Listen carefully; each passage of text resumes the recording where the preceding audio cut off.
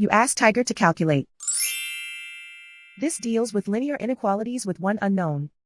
The final result is x equal or smaller than 5. Let's solve it step by step. Group all constants on the right side of the inequality. Subtract 6 from both sides.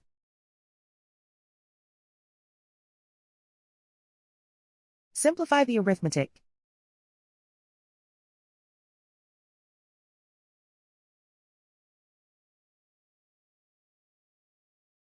Isolate the x. Divide both sides by 2.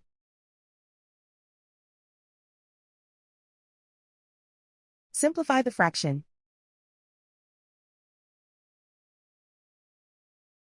Find the greatest common factor of the numerator and denominator.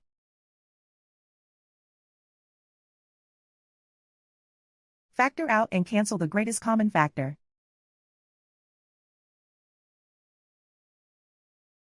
Plot the solution on a coordinate grid.